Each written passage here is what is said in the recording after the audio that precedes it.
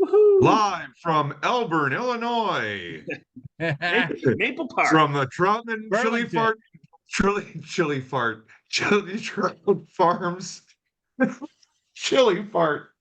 Ah, that Uh, was a good slip. well, it's good stuff. That's what happens when you're alive. Yeah. Hi. Chili trout. No, I was just saying I don't have to milk the chickens yet, because normally this is not the time they go in. They're reluctant to go in while there's still daylight, and being the minor free range, they're out there free ranging as we speak. And um, so Janine is taking care of it for me. That sweetheart that she is.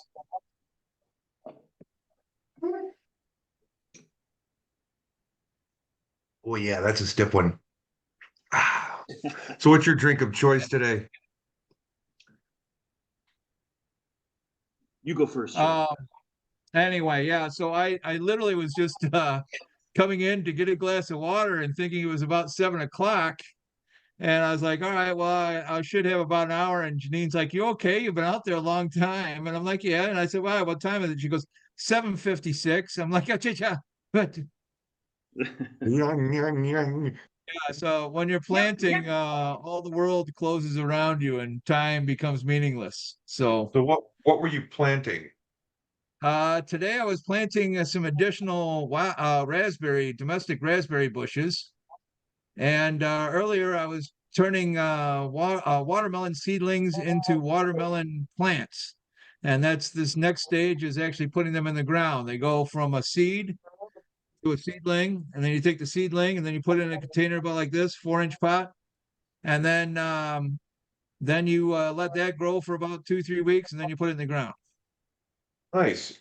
You know, Which Jesus, organically Jesus could means turn Jesus could turn watermelon into wine.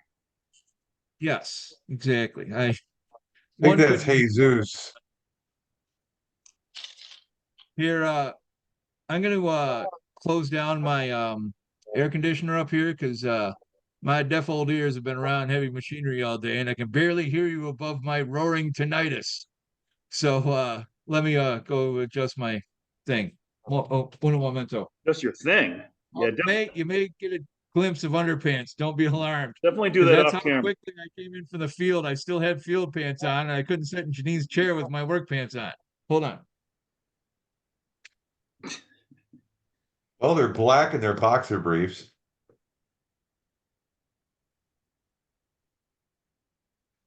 So, Jeffrey, what are you up to? Oh, shit. What am I up to? Bad week Up this to week in the shit. beer league. Oh, fuck. Dude, terrible pitching. Terrible pitching all year. Now I got Cease that's going south on me. It's like 2 starts in a row. He's kind of blown. Thank God I picked a pitcher up today that got those points back, thank God. Cease ended up in -3. And I think he was a low scorer last week too. Um,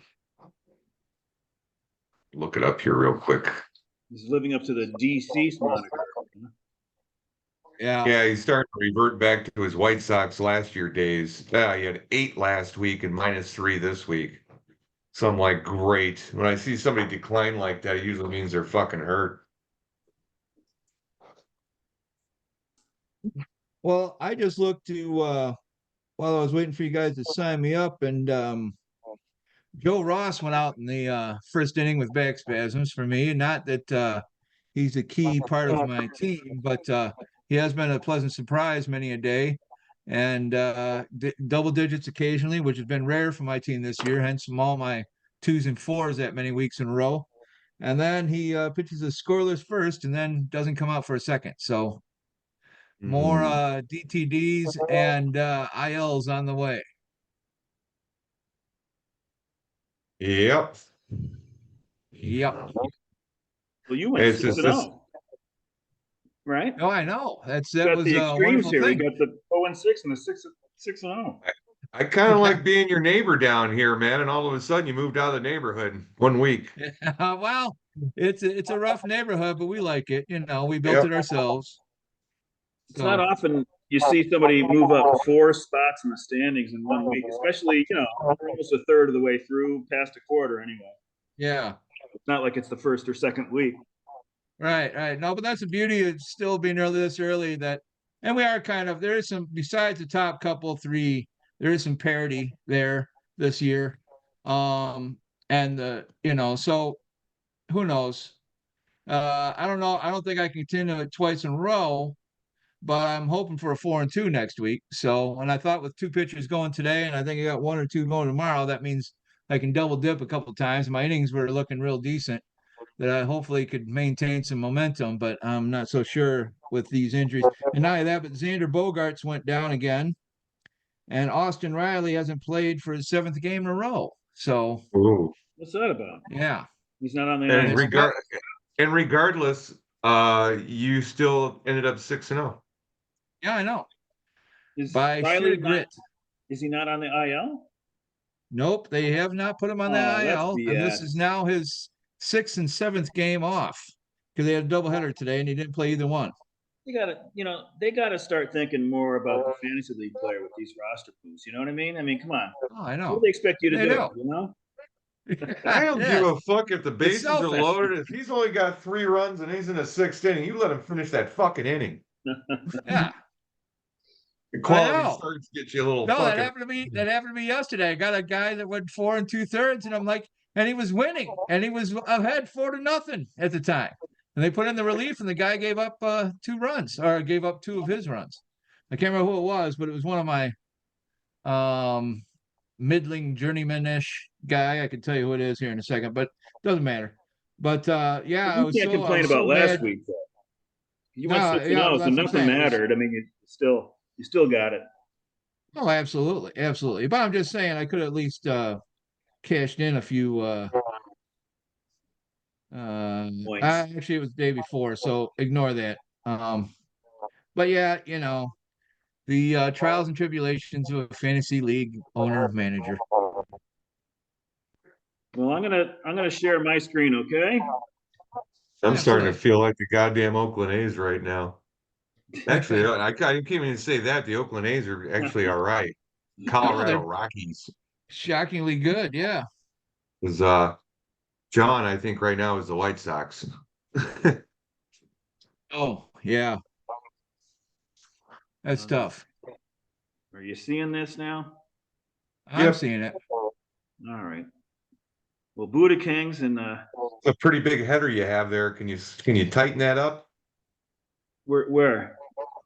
Put your cursor in this box, and then just Yeah. back it up a couple lines. Let's see. Hey, does that do it? Yeah, it's better. Let's see. Well, I don't feel bad for you, Lou. I mean, I don't feel, yeah, put it this way. I feel your pain. Janine had to help me hook up Zoom. That's how much Grandpa needs help when it comes to, I was like, how do I do this again? Well, you did some auctions with it, right?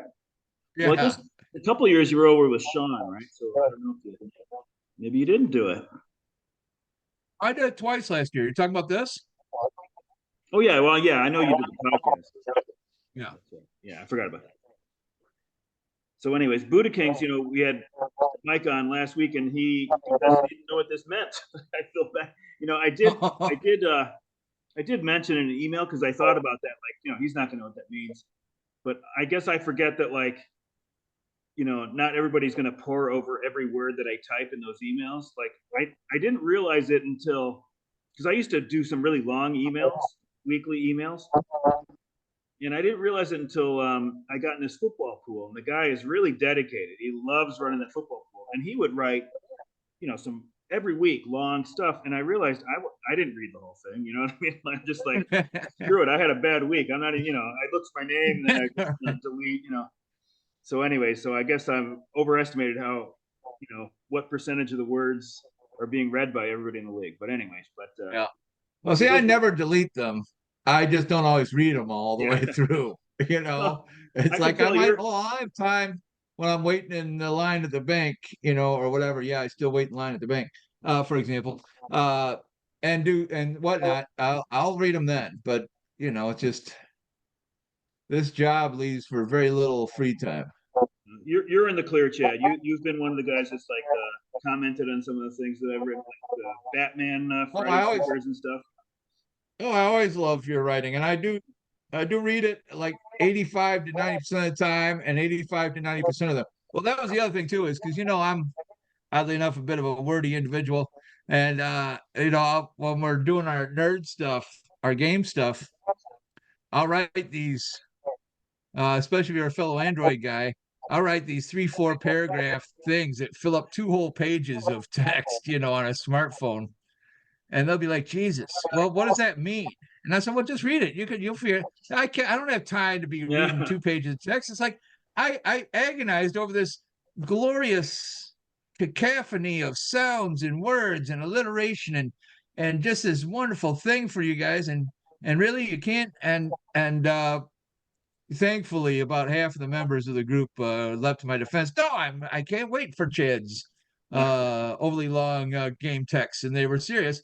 And then 1 or 2 of them were like, boo, down with it, down with the long text. I want 1 sentence or less, god damn it, So I'm not shaming there's fans of both sides. Yeah. my experience in that football pool I made me realize that, like, sometimes you're reading that email. It could be at work. You got a few seconds. You're not gonna. Maybe you don't have a time to read a short story. So. Right. Exactly. But anyway, so these are the same.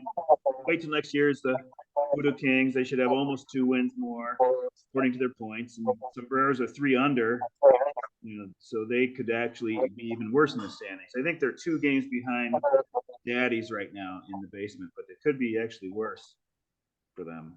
I don't know if that makes sense. I thought Sean might have lifted his team up a little bit this year. I kind of liked a bunch of his picks. A bunch of them, I was like, not a bunch of them. A number of the guys, I was like, well. But I kind of thought they'd be doing a little bit better. I don't know whether he's paying attention to his team. I haven't been paying attention to his team per se to know that. Which team you talking about? But anyway. Who you talking about? Sean, the Sombreros, yeah. Yeah, I guess I didn't, not looking at his team specifically, but the trend would have seemed like that this would be the year that maybe he's gonna win it or come in second, because the trend was like he had such a good year last year after a terrible year. So, but we'll see. Right. It's a long year. We'll see what happens, but it's definitely absolutely. And I do believe he did start out hot, and then went to not pretty quick, and then stayed not. Well, he's way under in games, so that could be some management. I know he started a new job about a week ago. So I don't know if that has something to do with it. And I know he talked about that he's got kids that are in like sports, in the sports era right now. So he said in about a week. I think he said 2 weeks back then, so it's probably about a week more. He'll be much more in the clear. The seasons will end. Oh Christ, dude, I know that. But just with 2 kids, with the twins, it was something every day, and sometimes twice a day every day, and then once on the weekends. That right there was 20 hours a week.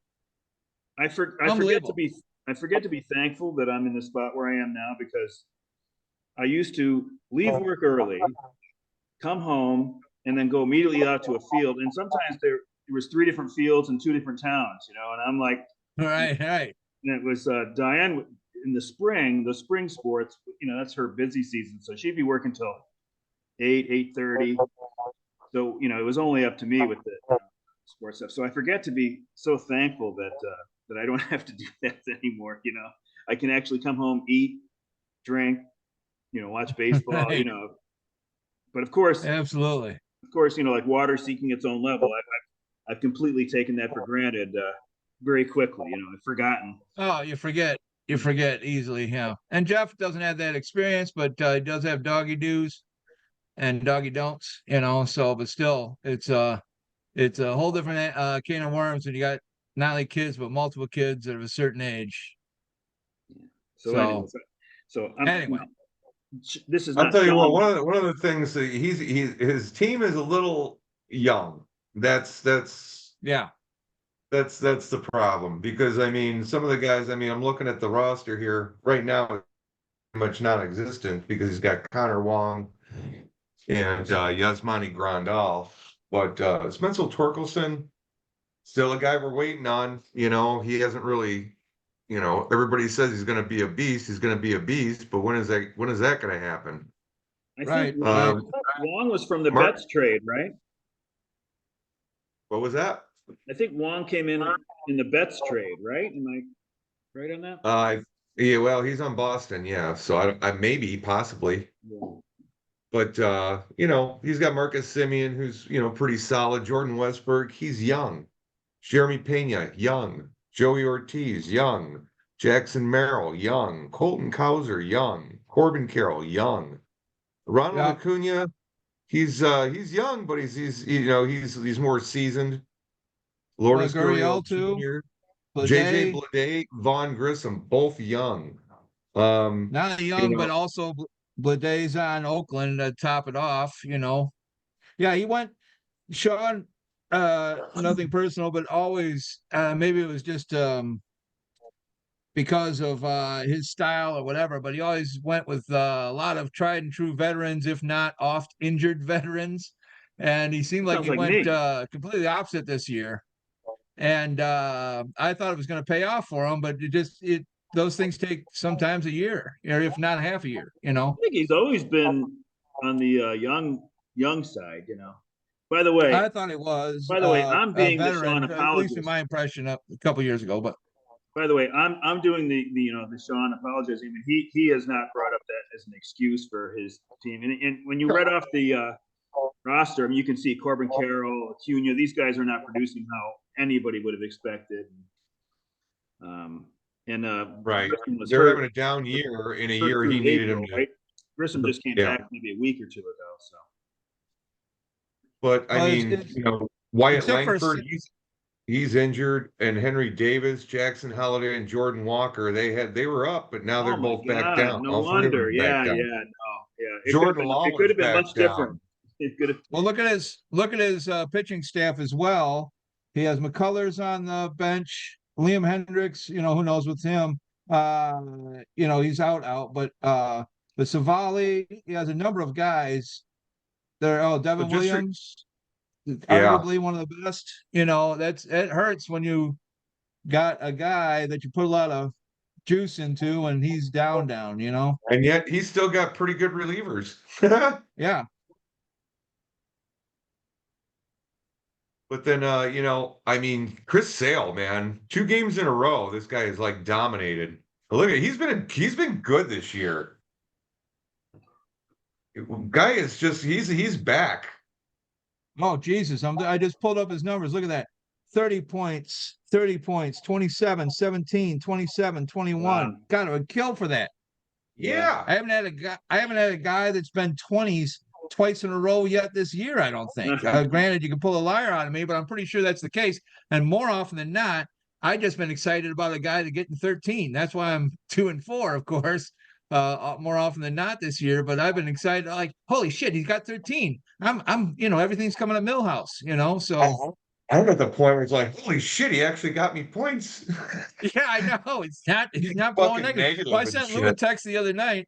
That was on Sunday when I knew I needed points to pull past. I forget who was second behind me this week, but Bizzotti. Bizzotti, right. I knew I was going to be cutting it close, but not that close. But I had 4 starters going yesterday. And I was like, man, maybe I shouldn't start Matt Manning because he's been hit and miss. He's on my NA for a long time. They brought him up this year. He's been more miss than hit, but I was like, screw it. I'm throwing him in. And I told Lou this is at 7 o'clock at night on a Sunday night.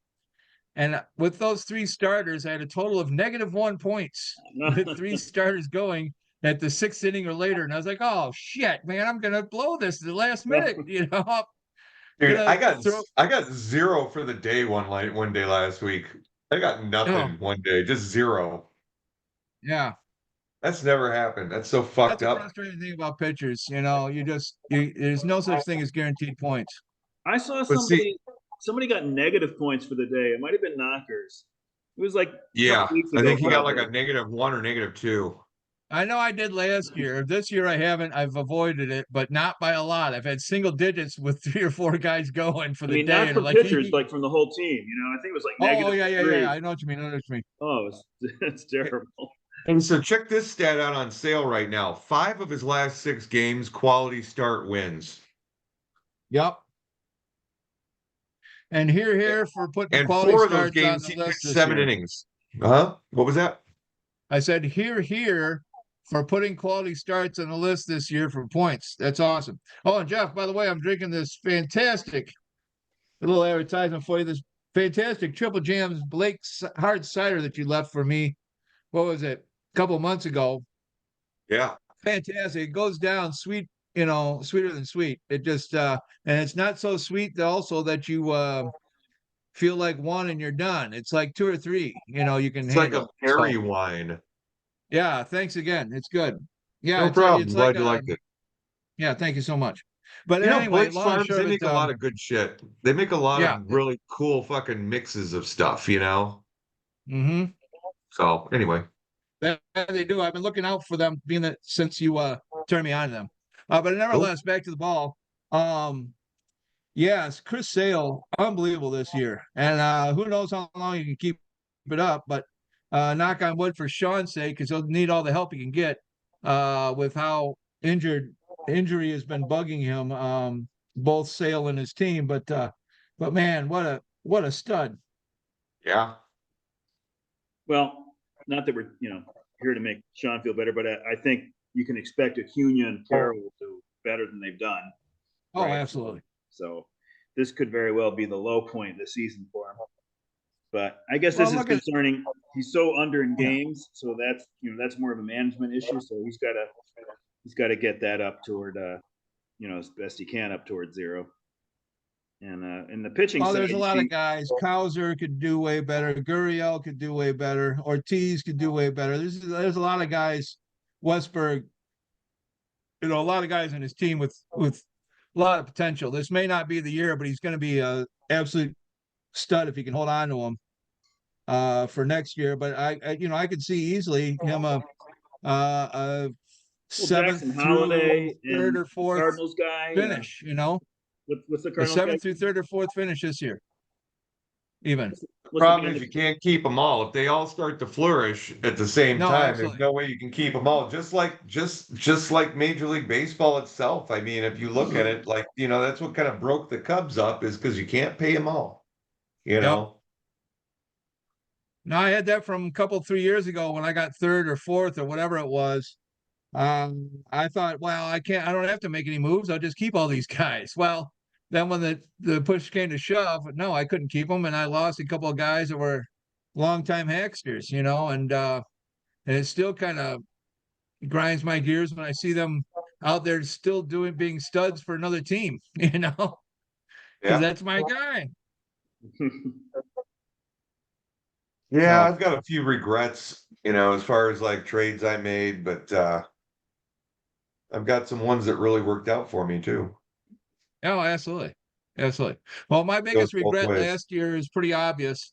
Um, Snell, Blake, I'd had enough of his first half, awesome second half, getting shelled continuously, action. And you guys were all like, you don't want to match him for 17 or whatever he was last year, 16. I said, no, I had enough of that guy. He's frustrating. Good luck to it. And I was like, I bet you he won't. I almost made a side bet. I bet you won't last until May 30th without being out for the season. And obviously, he was a little bit different and better than that. So, yeah, that was one of my regrets from last year for sure. Yeah, And I had to let timing is a Scherzer go lot of too it, right? early. You What's can be. that? I said timing is a lot of it. You can be right about a Oh, player, just not. It just doesn't happen the year you have them. yeah, exactly. I was right a year later. So yeah. Well, Satch, I think Satch was the one that got him off you, Yeah, he and was. and uh and that was I think it was for $8. Yeah, it And wasn't much. it wasn't much, and I was down at he it ended up, was the end of he the ended up he sorry. traded him to me, so I have him now. He's on the Yeah. DL. He's flipping the script though. The first part of the season he's sucking, so hopefully the second half he's good. Yeah. Well, if he's sitting The on the bench, that will be like his first half. So, Jeff, it may be, I'm as long trying as to he be got a guy glass to half full. yes, exactly. So oh well. Hey, Lou, do you have a big regret from last year, the year before, of a guy that you didn't protect or let go or what have you? Well, I guess He for just this keeps year, it'd be like improving his Ranger team. Suarez, I guess, you know. Sorry, I missed that. For this year, I guess it'd be Ranger Suarez, Yeah. you know. But believe it or not, you know, in the winter, it's hard for me to tell the difference between these guys. Like who's, you know, it seems obvious now, like, oh, you should have kept Ranger Suarez, but I don't know. I guess at the time, Freddie Peralta and Ranger Suarez seemed like, you know, they seemed to my gut, they seemed like, okay, maybe I should hold those guys. But my numbers I did, you know, they were just under that cutoff and I went with it. But I, you know, even some of the guys I've kept have done well, so it's hard to say, but definitely I'd be better if I had Ranger Suarez. You Yes. Yeah. Well, a lot of times it comes down to gut, and I trust my gut. It's usually pretty good. It doesn't keep me from doing stupid stuff, but you know, when it's 6 of one, half dozen the other, then I just end up just going screw it. You know, I've always liked this guy a little bit more, and I learned the hard way with having guys hurt. So I always end up my deciding factor, honestly, when it comes down to it, I see who's been injured less recently, and I Yeah. go with that. And then anyway, but then again, I've been down towards the bottom a lot, so what do I know? So know? Well, anyways, getting through this glance page, the pitching yeah, side, you see that our new guy is way up on innings, so that's going, you know, that's going to be something to be reckoned with. Yeah, that's called a gravity thing when you come back down to earth. yeah, Well, like I said to him last week, I In know he there. was under in games, so hopefully they can offset each other somewhat. You know, he's going to come down in innings, but hopefully he can you know get closer to the you know zero with his games played. But we'll see. And then our largest underage is a couple of new guys. I forgot who it was last week, but it's Sombreros and Cows are 38 under. Uh, I think John Kimler was under. I don't know if it was last week, but so he's like actually really gotten his innings back up to zero like quickly. I mean, he's like actually our paragon of pitching pace prudence among his dads. You know, he's only five. He's got a lot of pitchers on his roster, doesn't he? Yeah, I think that's how he could correct it so fast.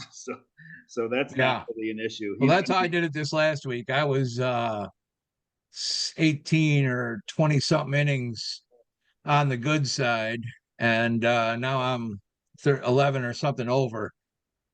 So You know, it's just like it's the he's got Reagan one. model. It's the Reagan model. If you keep on spending and you spend enough, you know, everything comes up roses. So So he's got one bench player as a position player, and it's Blake Sable. He's a catcher, left fielder, and then everybody else on his bench is starting pitchers. yeah, yeah. And I he's think only got two relievers. He doesn't even have, well, I mean, in the pitcher spot, you can use a starter or reliever. yeah. Well, you're going But to. We talked about that. You're going to use a reliever there. You know, yeah. it's basically a third relief spot. Oh, you have to yeah. use a reliever.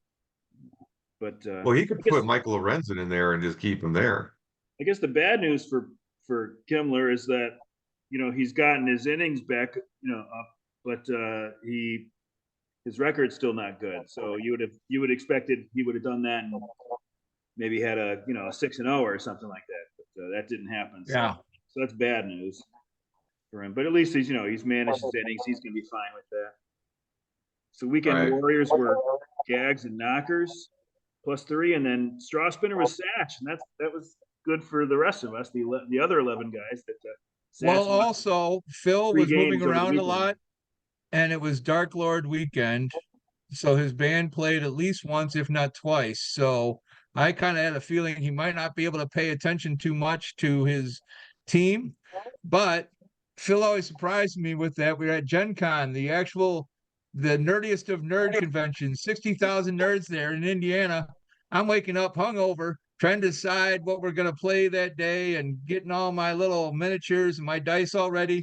And I can hear Phil with his headphones on, like, what? And he pulls one headphone out, thinking that he's listening to music or whatever. And I can hear, And at first base, you got to think that Freeman can't keep this up forever. I'm like, Jesus Christ, it's 6:30 in the morning and he's listening to a baseball podcast. No wonder the guy's a stud. So Yeah. had to laugh. I wonder which one he listens to. Next time we have him on, I'll have to ask him. The only other one I listen to is, besides B.E.E.R League. Well, that was 3 years ago, but still, or 4 years ago, but still, I know that he listens to at least one. I listen to the Razzball podcast. I think more so because I'm entertained by them, but they do give out pretty good information too. Are you guys familiar with them at all? I know of them. I've listened to about a half of one once, and I said to myself, if I'd ever listened to one regularly, this would be the one. Yeah. So what I do, I put it on my phone in the car. Instead of listening to the sports radio, I'll listen to their podcast. I think it comes out today. It might be available tomorrow. So each week I definitely make sure I listen to that. You said Razzball? Yeah. My mind wanders though. I could listen to that. Sometimes I do listen to it twice because my mind wanders. I don't pay attention, so it's just blah, blah, blah in the background, So. But anyways, all right. And then the BABIP, lucky BABIP and unlucky BABIP, it's the same teams as last week. So that could lend credence to Phil's argument that this is much less random than I'm thinking. I'm thinking that it's about 2/3 random, 3/4 random. But anyway, so Spear is our lucky BABIP and Bizzotti's our unlucky BABIP points. So you can see 46 points. That's about a win and a half. Bizzotti's about a win unlucky according to BABIP. So that's totally separate from Buddha. This is just based on BABIP points. Yeah. Pitching and hitting combined. I had it separated last year, but I decided, you know what? Not everybody's on board with the BABIP, so I'll condense it to just a 1 and 1 as opposed to two different sets. So predicted winner is Satch. He's down to 111 wins predicted now. It was 119 last week, so that's a step in the right direction. It's hot on his ass though. And then these three teams kind of switched positions. I think Knockers knocked Spear out. So 2 weeks ago, Knockers knocked Spear out, and last week Spear knocked Knockers out, and then this week Knockers knocked Spear out again. Even though I think Knockers are below them in the standings, so that must mean Spear has we can see it. They have a games played over. Overage. So this is some tough I know Knockers. Doug, as in Smithy, has been really concentrating on baseball this year. It might have something to do with him not working right now. That will change soon enough. But I know that he's been excited about his team, but was disenchanted this last week with some of his players' performance. He sent me some midnight and 1 o'clock texts, wondering why I wasn't up and answering right away. So, but I keep farmer's hours, but I still keep my bartender hours on the opposite end. So I still will be up at midnight and 1. So you never know when you can catch me. So, but yes, we had a conversation via text about his team. And we've talked about it before for a few weeks. The McBrides have had big injury problems, and they've overcome them like they haven't happened. So it's been, I think, well, we always expect Phil's going to do well. So I would say that Doug's performance has been the most impressive so far this year because he hasn't had just like minor injuries to like role players. I mean, he's had some really big injuries and he's overcome them quite well. But I did look up last night because Edwin Diaz blew it wasn't even a save situation when he came in, but he allowed 4 runs and they eventually lost the game. So I was like, who has Edwin Diaz?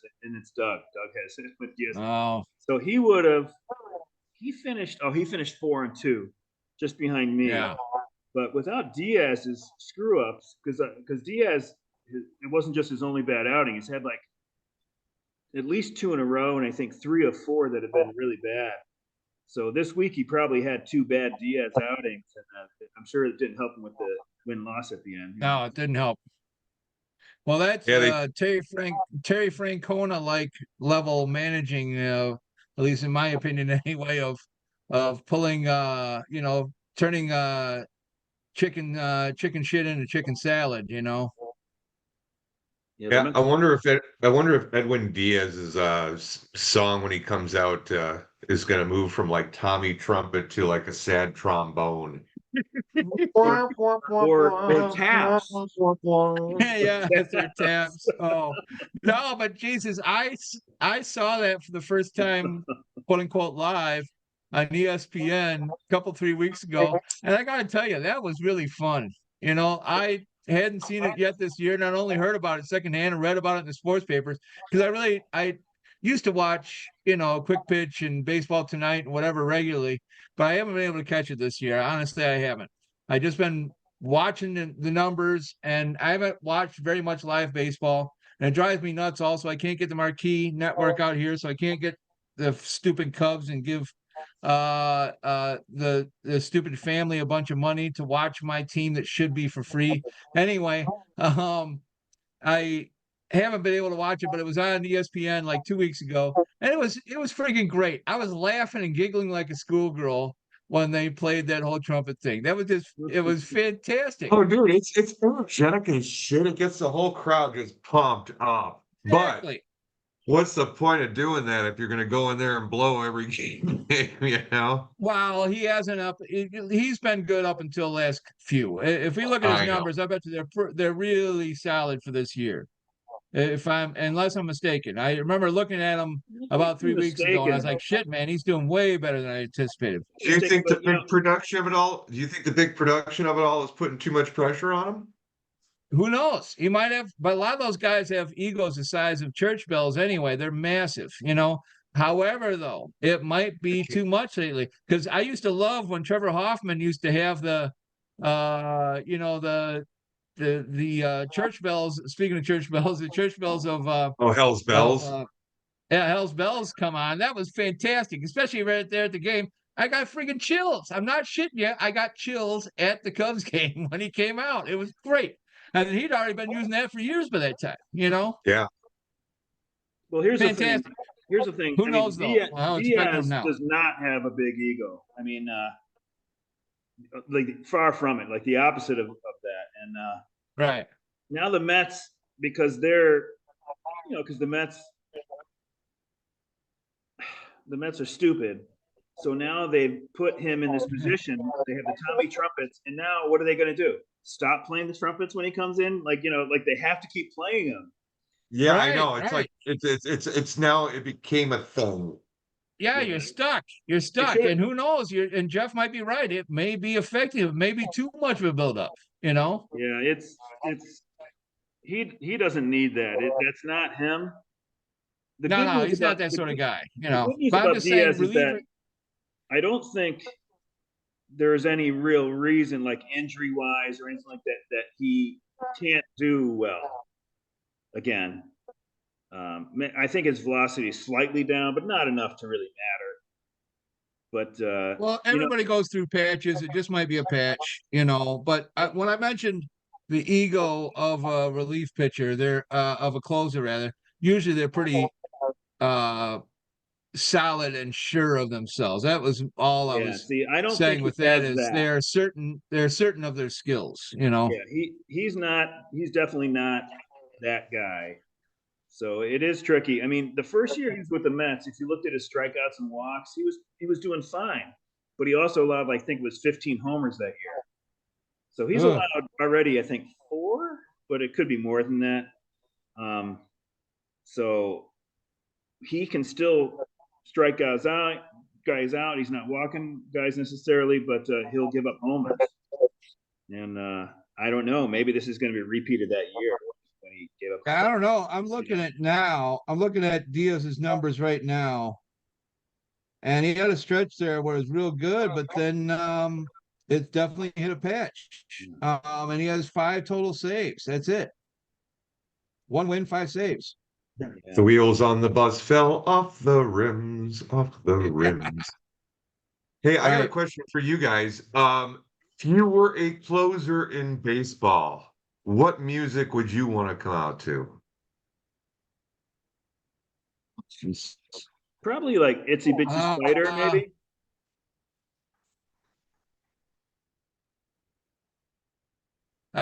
I I'd always say Just kind of like right by skip out to the foreigner mound and shit. or yeah. No, I'd actually kind of want if I want something that's really good, I would want like Rat Patrol by Naked Ray Gun. Honestly, that just screaming guitar, how it starts out, and then by the time you hit the mound, you're already at the chorus where everybody's whoa, whoa, whoa, whoa, whoa. You know, that would just tear up the crowd. But then again, I'm not so sure of myself, especially pitching, that I would want to have that much focus on me at that moment and build up just like with Diaz. I wouldn't want it to be about me. It'd just be like, all right, here's another player in here to do my job. Okay. But if I did have the skills and I had the confidence, definitely Naked Ray Gun Rat Patrol. Yeah. There's the other thing though, too, though. You got to You know, so remember, Jeff, like that entrance music that comes in for those relief pitchers, that is some of it, it's meant to have a psychological effect on the other team. absolutely. You know, Absolutely. so mine would probably be Thieves by Ministry. Ah, that's a good one. That's a good one. Yeah. Yeah, that's a I can good see one. myself walking out to that. Yeah. And then Itsy Spitsy Itsy Bitsy Spider for you, Lou. Yeah. Or Is that your final maybe answer? Boys Don't Cry by the Cures. Have a real emo anthem. That'd be great.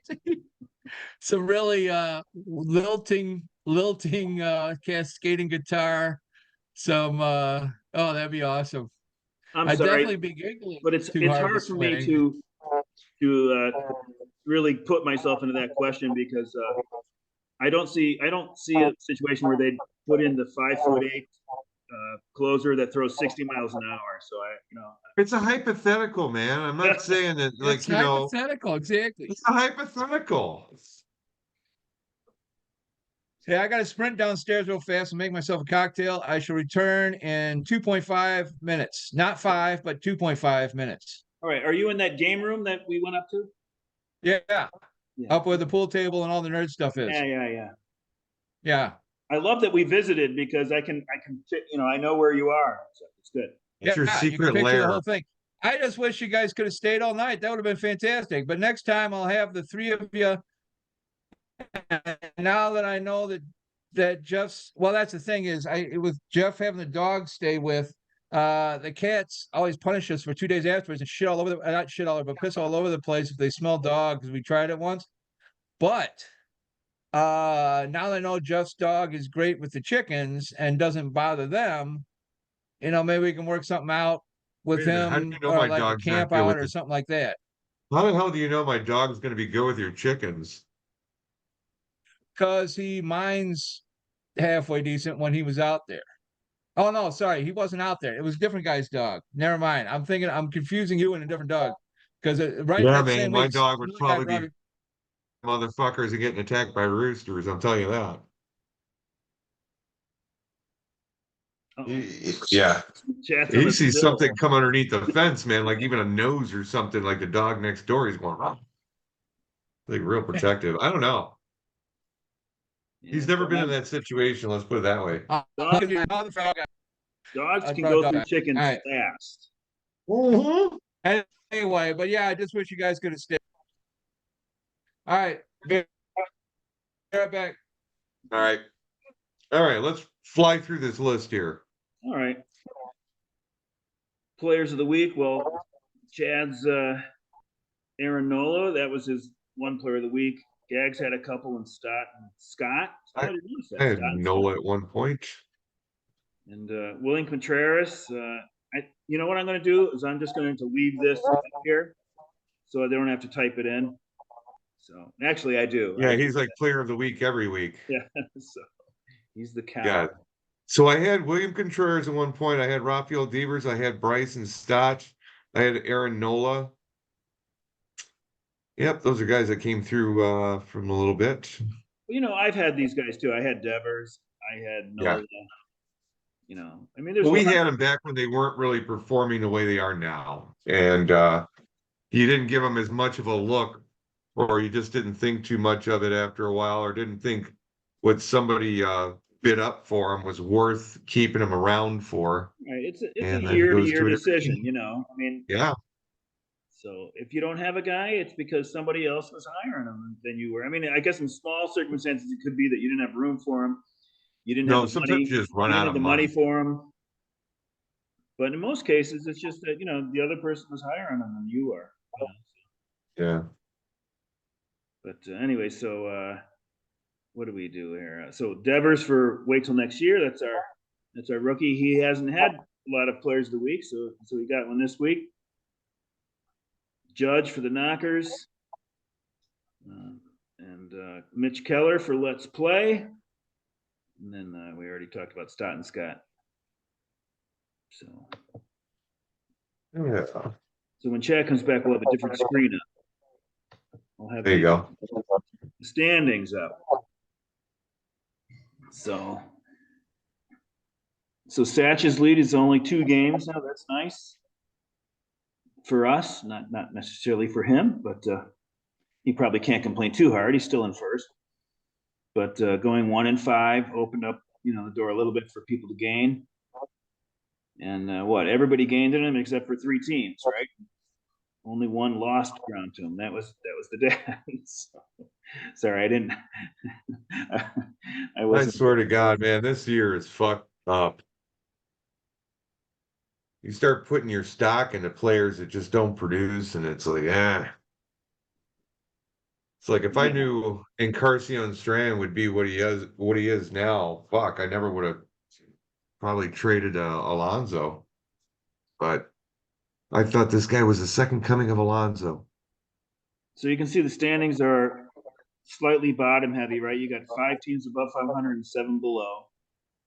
I mean, I guess you could have 6 and 6, but it's only one extra team that's above 500 and one extra that's below, from what you would expect randomly. And well, I wanted Chad to be able to relish in his movement. He was in 11th last week, and he moved up to 7th. That's huge. I know. 4 spots in the Big standings. I mean, time. I'll go on a limb and say that no one is going to leap 4 spots in the standings from this point forward the rest of the year, because the more of the year that goes on, the less likely that would be to happen. But that's still Could you a imagine lot. if he went? Could you imagine if he went 6-0 again this week, and then everybody above him was in like the bottom like 5 spots? Well, that's what you like. That's what you'd want to see, right? Yeah. Yeah. I mean, if that would be a huge jump. Well, you'd only get to 25 if he had but he'd still get up to like possibly a top 5 spot. We should do that. Like next year on June 1st, whatever the standings are that happen closest to June 1st, we'll make the first place team go 0-6, second and third go 1-5, and we'll go down to less than 6-0, and that'll help tighten things up a little bit, right? I don't know if that would pass. No. So Buddha, we already talked Buddha. about. They, and then so we can see who's hitting and pitching well. So it's still Baked is top hitting team per games played, and our trailers are looks like Sombreros and Bizzotti are not hitting well. And then pitching wise, I'm assuming it's a Satch, and it is. And trailer is the dad. I got the least amount of pitching points. Yeah, least amount of By a lot. non-safe hold pitching points. Yeah, you're doing 2 non-safe hold pitching points an inning. Satch is at 2.7. The average is 2.4. So Terrible. And bullpen, I think bullpen is actually an area where you're doing well. So you can see Satch has 210 save and hold points. That's number 1. And Daddy's number 2 at 126. So that's an area where you're doing well. The bullpen's doing well, And our new guy is got the least with just 66. I'm second. I'm runner up with 79. So my bullpen's not doing well. I mean, I didn't make it a priority, and I guess you get what you pay for. So, Right. And then as far as predicted standings,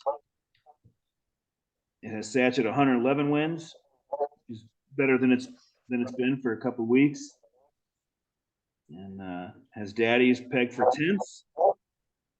So I guess wait till next year. That it's taking into account that IP overage and it's penalizing. Right. Recorrecting.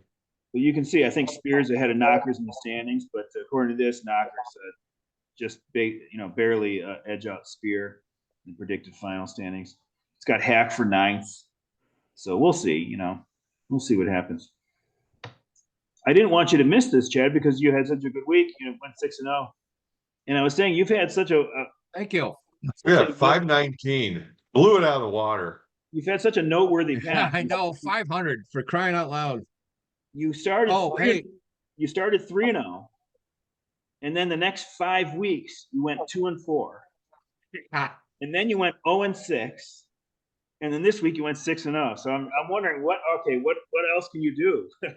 What's going to happen next? Oh, I'll try to do a cascading 5-1, 4-2, 3-3, and then xylophone my way into 4th place. Yeah, something special. Yeah, because you've definitely been the most.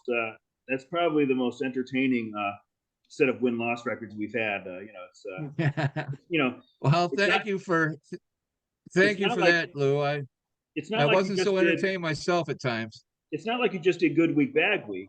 I mean, last week you did it this week with the bad week, good week. But then you had 5 straight weeks at 2-4. I mean, that's incredible.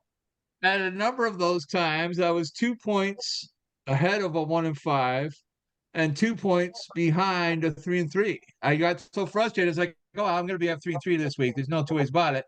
It's like, what the fuck? Sunday? What? I got like 70-something points, and I still end up somehow, 5 guys went ahead of me. How'd that happen? Or whatever. It's like mysterious.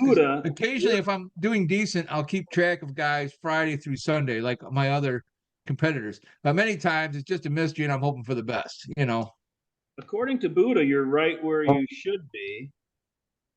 Well, I think it's because it's evened out because of that Buddha winning a couple weeks by 2 points and then losing a couple weeks by 2 points. So that evens out my 2-4 you know what I mean? I've been creeping up in Buddha and then went down in Buddha, because the same thing. Weighed slightly toward Buddha, but it's the same record. So yeah. So last week I was all confused because I was all frazzled, but I just want to explain in the Buddha, this is not what you deserve to be. This is what your points say your wins should be above or below average. So the points say that you should be 4 games below average. Yeah. And, what have we had? 45 games, so 22.5 is average. So you should have 18.5 wins according to this. And you're at 19 and 26. So that so you're about where you should be. Yeah. So sombreros should be 11 games under the 22.5 at this point. So they should be 11.5. Yeah. No, I'm doing it wrong because it says 9 wins. 22.5 minus the 11 is 11.5. Oh, I don't know. I thought I had it, but anyways, they should be, according to this, 9 and 36, and they're 12 and 33. So anyways, well, just to look at Chad's team here, these are just fun things to look at. You can see that your team OBP is 326, your OPS is 723. But I think these the rankings are where you get more out of looking at it. Right. So these are probably the 2 best ones to look at. Your weighted on base and your runs per game. So you're 7th. So your hitting is middle of the pack. And Daddies are right behind you as far as hitting, and then pitching wise, probably not as good, right? Oh Jesus, yeah. Look at that fucking shit. Your FIP is 10th. Your runs per game is 9th, and that's this. This is like the linear weights run expectancy formula, whatever. So my whip's good though, so I'm just not getting the innings. Your whip is your whip is fourth. That's weird. So you're letting up.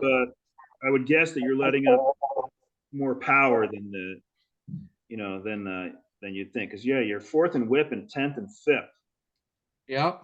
So you could be getting unlucky with BABIP, but you're fourth in BABIP, and I can't remember if this is a good or a bad thing.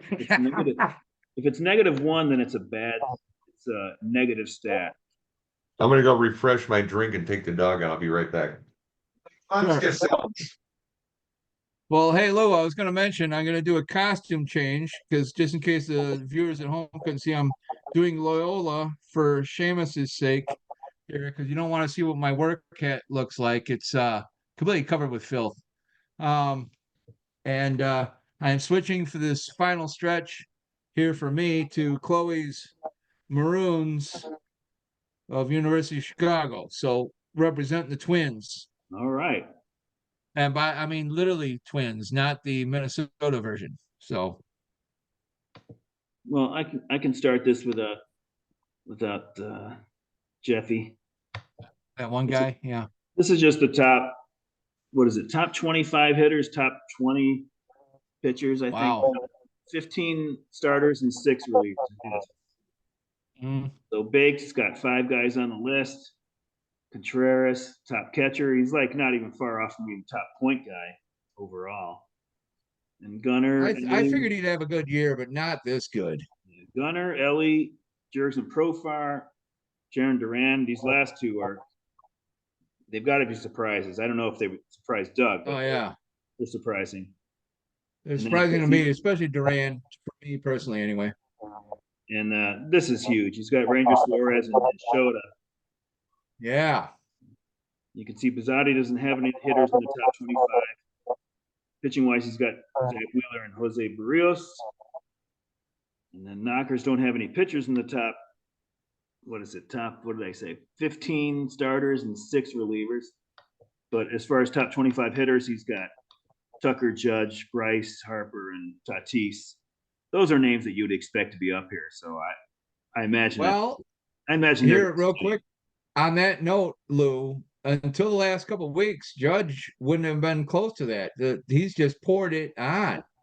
I forget how many home runs they said he's just had in the last 2 weeks compared to his season total, but it's massive. Like 70% of his home runs are not 70, but like 65% of his home runs has just been the last 2 weeks.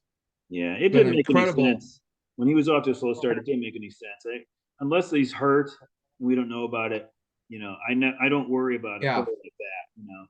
No, he just might have been pulling the Ryan Sandberg or the whatever. Some guys just notorious slow starters. I don't know about his past performance, but I just chalked it up just to a slow start. I didn't think he was hurt or anything like that. But well, with him, that's like the only concern is him getting hurt. So, but it's nice seeing Tatis for him making a genuine bounce back after his troubled last year. Yeah, so these guys, I would expect when we do this in August, I bet you that it's very likely they'll be here too. Great. So Spears got Freddie Freeman and Tariq Skubal. Oh, I want a Skubal so bad this year. My guy. We've got Hack. You've got Josh Naylor and Salvi Perez. That's got to feel good that you got Perez because I know, 2 years ago, I tried like hell to get him from you. Oh, I know, and I told you, Lou, he's gonna be a lifetimer. He's gonna be a Lou Gehrig for me. He will begin, end, and die on Heck. But by the time I could get him from you, I wouldn't want him anymore probably. So. Right. Well, that's the thing too, is when I'd let him go is nobody would want him then, that when I'm ready to let him go. But this year I wanted to give him one last hurrah just because he again did so well. The guy's freaking immortal. Naylor, I always liked, but I picked him up off the scrap heap because I was having injury problems up the wazoo. I don't know if you guys talked about it in previous broadcasts, but I just had, my injury list is almost completely full and has been almost completely full this whole friggin' season. And I had to pick him up just because I needed a CI guy, And I was like, oh, Naylor's out there. And I think I even got him on a point waiver, just because of my ranking. I might even got him like that and put like a few bucks on him, not many, like 3 or 6. I always put an odd number. Um, and yeah, then I got him, and he's been a stud. I friggin' again, I always have a soft spot for Cleveland anyway. So yeah, Yeah, Or I I kind of like barely know Cleveland her. too. what's You that? you got him as a waiver claim. You didn't get him in the auction. Yeah, Wow, yeah. nice pickup. Somebody drafted him, and I almost made a play for him, but I had so little money at the end of this last draft was the same. I spent a ton of money early. I had to sit on my hands for the second half of the draft. Same thing happened this year. And when Naylor came up, I was like, well, yeah, well, $3, whatever he went for. I was like, oh, that's too pricey for me. So the minute I saw him on a chance, and I think I took a flutter on him, even like with my ranking, took a flutter on him when he's still on official waivers rather than just a straight up free agent grab. And then I got him, and I've been happy ever since. But like I said, again, it's Naylor and it's Cleveland.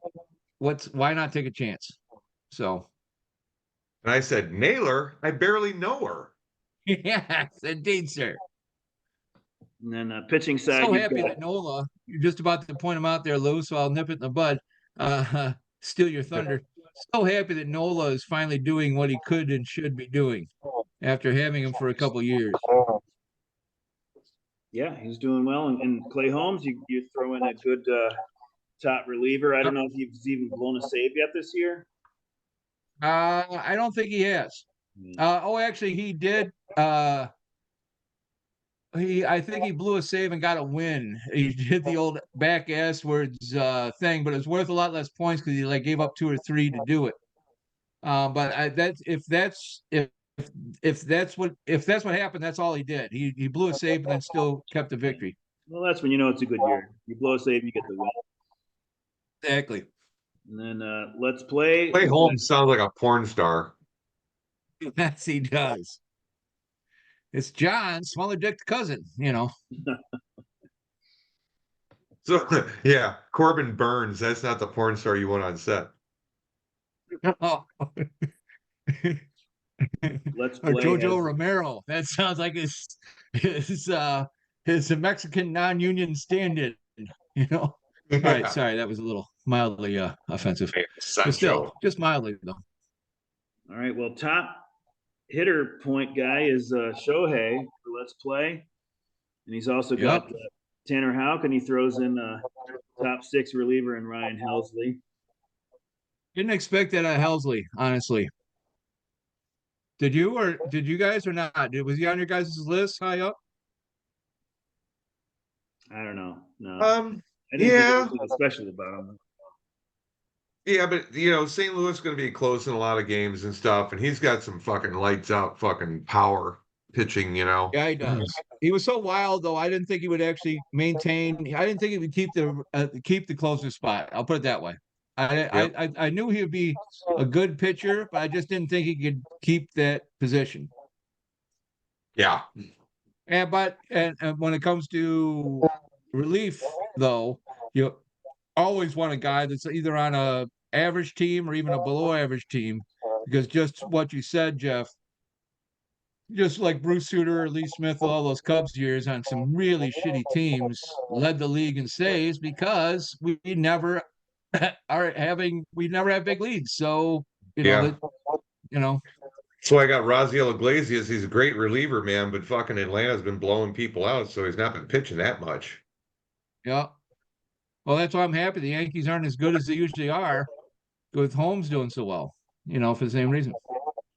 As long as the game stays close. All right, Gags, Ozuna, Burns, Tyler Anderson, Jojo Romero. I feel sort of guilty because I think it's likely that these 2 guys won't be on my team a month from now. So my top guy, but we'll see. I think Anderson might be my 10th rated starting pitcher. So if you love Tyler Anderson, give me a call because you could probably get him for not too much. All right. Well, I will. That is going in the bank. That's going in the notebook. And then, or you could just wait till I drop them and then just did waiver dollars. I am a vulture when it comes to dropping though. There's so many guys that have gotten that way. Whit Merrifield, etc. I don't know that I'm dropping him, but it's close. I know. I'm just saying. Just saying. I am a necromancer. I bring players back from the dead. That's why I love like looking. I sometimes I don't even look what the rest of the league does. I just look at what Dave and Phil do because they go through so many players. I'm like, all right, now who are they dropping this week? Oh, that guy. This is awesome. He just had 2 bad weeks in a row, and the guy's a stud. Okay. Well, they're so good they can't wait 2 weeks, you know. I'm talking their teams are so good they can't wait 2 weeks. Yeah, I thought it was interesting what Phil said. Maybe when he was on with me, I guess it must have been. But he, I think he looks at the week with a lot of immediacy. You He know, does. I look at the season. You know, big picture. I'm not going to, but he looks at each week as a battle. That once that week's done, those wins are gone, and then and it's probably a good way to do it because Phil does great, Yeah. Just but try to do the best you can that week. yeah, Right. and then and then deal with tomorrow, so Right. But See, I view my team much more as a real team, and obviously that's not the way to win. But and Phil's told me that before. He goes, "You got to kind of do da da da da da," and I'm not going to say his exact words, and I do remember them just because they're kind of like, "Don't repeat this." But he's totally right, you know. And yes, those wins happened yesterday. What are you doing for me now? And he's exactly right. But you will leave some really good guys on the scrap heap because of that. And I think even Naylor I got from either Dave or Phil because they were hot that week and then they had 2 bad games in a row and they're gone. well, yeah. I've had him on my team So a couple times, It's like he's one of those right. guys who just bumps around, and then Oh yeah, finally, yeah. the person that catches the hot potato wins. Right. Right. Well, it's like the girl that's been with a lot of guys at the bar, some of your friends, but you settle her down and make an honest woman out of her. Yeah, exactly. But she still has all the experience that she's gained through those other gentlemen. So it's a win-win, you know. Well, let's get to Daddy's team here. These hitters, Soto. If I had told Jeff before the year, I have got a crystal ball, and I know that Soto, Witt, and Ketel Marte, and Christian Walker are going to be, four of the top 25 hitters. And guess what? Dylan Cease is going to be in the top 16 starting pitchers. He would have been like, oh shit, this is looking good. I like loose crystal ball. Yeah. Yeah. Now, but as hitting wise, I would agree right down the line with those guys. But Cease, I thought was his upside was big, but I also thought there was a real good chance that we are going to see the guy that we saw a bunch in a few different outings last year. So I honestly, I went after him, and I'm sorry to say that I probably bid him up a little bit, because he did come for the draft. You didn't keep him, right, Jeff? Let's see here. I don't think I could have kept him. Wait a minute. I think that's I'll maybe bring, it was. He's a double X guy. I'll bring up my file But here. nevertheless, I do remember bidding on him. It might have been the previous year, but I went after him pretty hard. But about halfway through the bidding, I was like, all right, this is past my thing. Now I just want to screw Jeff in a pleasant fashion. Yeah, I got it Now for I just want 15, Jeff to so I spend might have. money, you know. Uh, but I had no intention of winning that, thing once he got to a certain point. But for the first half of the bidding, I was all down with him because I thought the upside of the guy is giant, but I also thought the downside of the guy was giant, you know. So I'm so happy that he's paying out. But those last, as we talked about at the beginning of the broadcast there, out in TV land, I thought what you said the last 2 weeks has just been tough. I was like, that's kind of it's kind of it smells like Snell in the previous years is he's untouchable and then utterly touchable and then untouchable again and then utterly touchable and who knows which you know guy wins out. So anyway, Smells like Teen Spirit. yes, Ooh, that smells like Teen smell. Spirit. Can't you smell that smell? And when the dogs begin to smell her. Woo, that's good. All right. So Satch has got Teoscar and Kyle Schwarber. Look at all that. I'm And so happy that Schwarbs is still doing well. So happy. I mean, just for what a lovely gent. In this one, former Met Seth Lugo, who always wanted to be part of the rotation in New York, and they What shipped him the out. fuck was Seth Lugo? Seth Lugo has the most points in the beer league, pitchers and I hitters. know. Unbelievable. Unbelievable. The But fuck? that's also, that seems to be Satchel every year. He finds a guy that everybody thought would be halfway decent, but That was then the he four-leaf catches clover. them on the year that he gets the world record, you know? Perhaps I will have to eat my words, but there's no effing way, and I don't think anybody thinks that No, Lugo is going to stay up this level. I mean, can't. The He only can't. time he's gotten under 16 points was on April 21st against Baltimore. The only time, and he had 4 points that game. But it's been Unbelievable. 22, 26, 21, 30. You got that 4, 30, 27, 18, it's 30, crazy. 16. I mean, Unbelievable. Fuck, he's Lugo got 7 wins. Lugo can definitely be an above average pitcher. Yeah, I know. I That's don't what know. that was my An ERA of 3.5. I don't know what his ERA is this year, but it's got to be minuscule. What is it? But Yeah. he's got a ton of quality starts too. Yeah. Oh, on that point, he could Lou. continue to do. On that point, Lou. He's got 8 quality starts, the most of anybody. Yeah. And also because we're counting quality, that's why it's 224. But Lou, on that point, I'm so pissed that Yahoo doesn't include ERA in the first glance stat page. Just because I'm old school enough, I it while it doesn't mean anything, it still means something. Yeah. And it always bothers me that it's not at the first glance page. Same thing with batting average with the player. They don't have that on the first glance page either. And that just drives me nuts.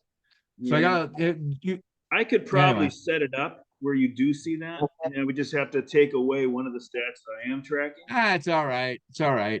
I mean, I Just don't do it it's because we just have ERA, we have earned runs and innings pitched, but yeah, it'd be nice to be able to see it. yeah, it's a little We'll that's see. what I'm saying. I'm just being a little picayune about it, but it's something that I've been ingrained with. I'm 57 as of a month ago, and for 54 of those years, I looked at batting average and ERA. You know, it Right, just right. automatically it means something in my head. You know, whether it means anything in real life or not. You know. Anyway, continue. Oh, that's what I was going to say too. Is Logan Webb? I was not expecting a comeback year like that with him. Not comeback, but a solid year with him like that. I'll say Logan Webb I don't know about you guys. doesn't surprise me. I mean, Lugo surprises me, even though I had already felt that he was a above average pitcher, but not like this. But Logan Webb, I think is not going anywhere. I think Well, Lugo I like will the drop, but Logan Webb, I think if he doesn't get hurt, obviously. I mean, it's a boring. no. That's the thing is I like the guy, but he's oft injured, and is so mentally and quote unquote physically tough that he pitches hurt for like 3 or 4 games, which totally puts his ERA to fuckitude. And then it's not that the guy's not great. No, when he's healthy, I love the guy, but he pitches unhealthy so often and it's hurt so often. That's why I'm just happy to see the guy is really solid this year. You know, I think going in, that's I my had point. Logan Webb maybe higher than anybody did, maybe, even though I don't have him on my team. So I mean, Yeah. I had him in the top handful of pitchers, I always bid him up. I maybe always even bid less him than up just that. because I like the guy. Yeah. And then Robert Suarez, he's been a player of the week at least twice at relief. Yeah. You get down to sombreros, you got Marcus Semien, and then Luis Castillo, Cutter Crawford, and Clase, one of our 6 closers that's on this list. What better Crawford, man? Yeah. He's kind of come over the threshold here a little bit. I think You know, so. by the way, Dylan Cease, he was a $15 keeper this year. So It was. So it was previous year that I was thinking about then. probably last Yeah. year was when you were when you bid him up. They blend in. They blend in, my love. Oh, easily. Yes. And the Cows have no pitchers, but they've got 4 hitters: Betts, Bohm, Jose Ramirez, and Volpe. He's having a Every nice single one is stud except for Volpe, but nice sophomore year. A little underwhelming his freshman year, so his rookie season, I guess I should say. So Waite doesn't have anybody in the top 25 hitters or top 16, what is it, 15? Sorry, I can't remember now. And 6. Uh, And then Reed Garrett, he's actually in the top 6 in points for relief pitchers, but he's on waivers. So yeah. let's see. Well, But you know, he doesn't have the closer job, and then even during this time with Diaz maybe not being the closer for a little bit, he's going to be part of a committee. He's not the clear well, I closer. gotta say, I believe I was the guy that let Garrett go earlier in the year. Even that Sounds might have like a been me. country music singer. I had to let him go because he wasn't going to close. Reed Garrett, But yeah, people. Jeff brought this up. Lee Garrett on lead guitar. Yeah. Jeff brought this up a I gave couple. up a home run and now I feel sad. My dog died and goddamn, fuck it all. Jeff brought this Anyway, up I'm done. for a couple of weeks, so I decided to look into it. Now this doesn't. I couldn't get quality starts. I don't. Maybe I can find them somewhere. But I couldn't get that. But this is by month. Just last year, what the ERA for the league was. Not the beer league, major league. And you can see Okay. that the ERA was slightly higher in well, it was high. You know, I guess it was the highest ERA for any month during the season, and then September was the next highest. So like beginning of the year and late in the year was the highest ERAs, and then the dog days of summer when we thought that there was a bunch of hitting going on, the ERAs were May through July they're the lowest. In August it went up a little bit, and then I looked at home run percentage too, and you can see this is where maybe what we're thinking about happened. The lowest home run percentage was in April last year, you know, March, April, and and it was highest in August. So I think that's more what we expected to see, but it's not borne out in ERA, which is strange. And as far as innings pitched, Well, here's one thing I see with this. Here's one thing is that basically, okay, you got your pitchers coming out of like spring training that are a little bit cold. So that the result of that, then they warm up for a while, and then you get the trade deadline, and then there's some pitching shit that gets switched around, this and that with different teams. You know, some teams have to bring up somebody to fill that spot. Maybe they're maybe a 4A player, not so much a major leaguer. But September and October definitely is going to go up because they're starting to rest some of the major guys who are going to play in the playoffs, and you're going to bring guys up from the minors who are going to be out there for the first or second time anyway. That could be what you see here. The innings pitched per game start, it's lowest September on, right? 4.9. I totally agree with that assessment. And not only that, but when you even do have your guys still pitching, let's say you're in the run and you can't afford to rest them because your playoff spot, like with the wild card and everything else, guys are getting tired. Guys are occasionally getting shelled who are studs, you know, and whatever. But it's mainly what the first thing is what you said is you got a lot of rookies. You got a lot of try this guy, try the maybe. We just traded for him. Let's see how he does in the bigs. You know, a lot of that stuff. Now, I agree with all that, but I do see what you mean about, yeah, I do think, oh, when it really gets hot, then the hitters get hot. Yeah, I could see that, but it's bearing out that it's more the numbers of actual dongs that get more rather than the actual hitting average, you Yeah, know. if you look at Dogs? Are we ERA, still talking about baseball? Yeah, we still are, but Okay, Clay good. Holmes, yeah. if you look at ERA, you're not going to get. It's not going to support that. If you look at home run percentage, then it does, right? July and August are the highest home run percentages. But again, it's not huge. Yeah, that's Huge difference. You know, we're talking like a tenth of a percent greater in July and August than it is in the other months, in the average month. I mean, but if you look June to August, though, that's a 0.3%, and that's significant when you're talking home runs. You know, that's an extra couple home runs a week per team. You know, and that's that in 2 home runs extra a week per team that could make a big difference.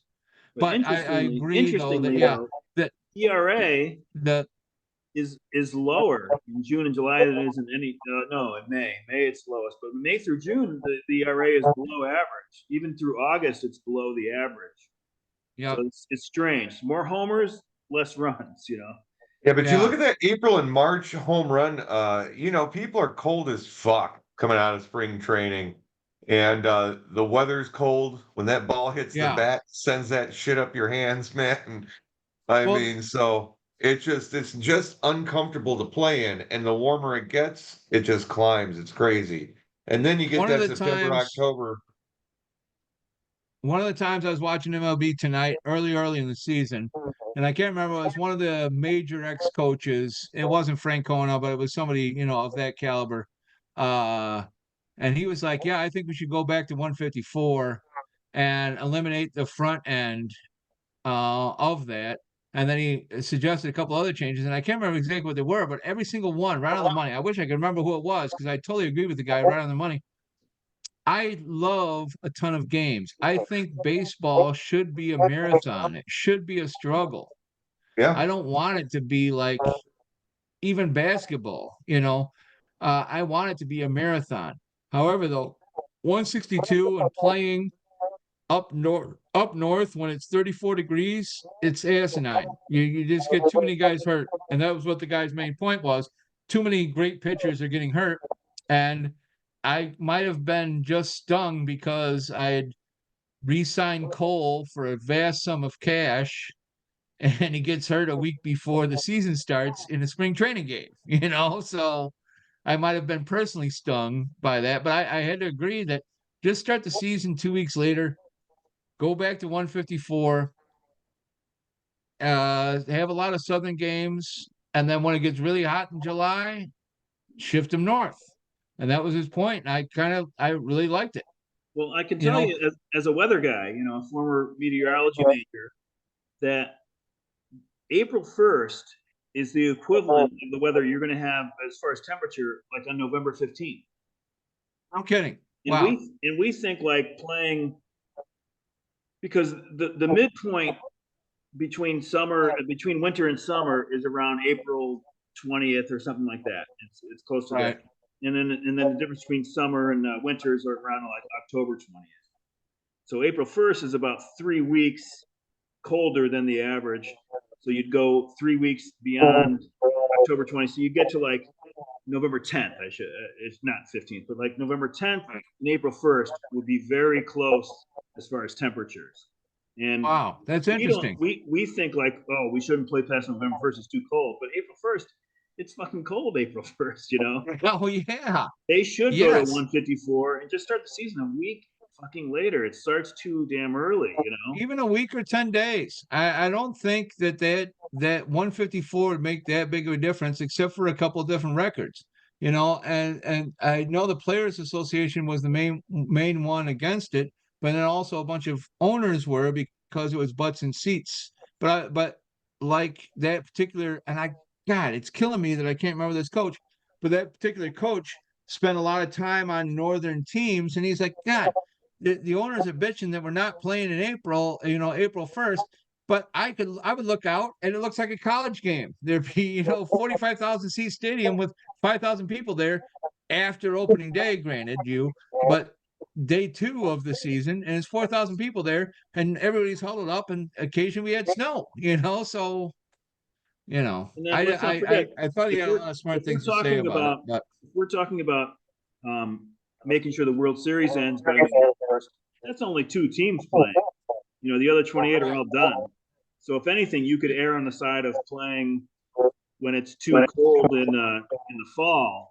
Because only two teams would be affected. But those are really important games, so I understand maybe not considering it like that. But yeah, definitely. I mean, we should, if April 1st is the date, we should definitely be starting April 8th or something. yeah, You I'd definitely say, start a yeah, week April after. 8th, April 10th, somewhere in there. I don't think I think it makes a big difference to player injury or what have you. And then like he said and then if you insist on doing April whatever, then just shift them south, which they've done a little bit over the years. But they said, oh, we're not going to skew games just to have some a little bit of extra warmth. Well, they do that a little bit naturally, but he says totally skew it.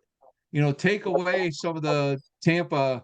Well, Tampa's a bad example because they're a dome, but take away some of the Houston games or what have you, and put them in, you know, April instead of, when the Cubs have to come down there and so on, so on, and so on. I would But think anyway, that they I do thought it that. was an I don't excellent know that point. they do, but I mean, yeah, if you've got Houston and Minnesota are going to play each other, at each place. Well, I'm thinking you schedule the Houston series for April and the Minnesota series Right. in August. Something.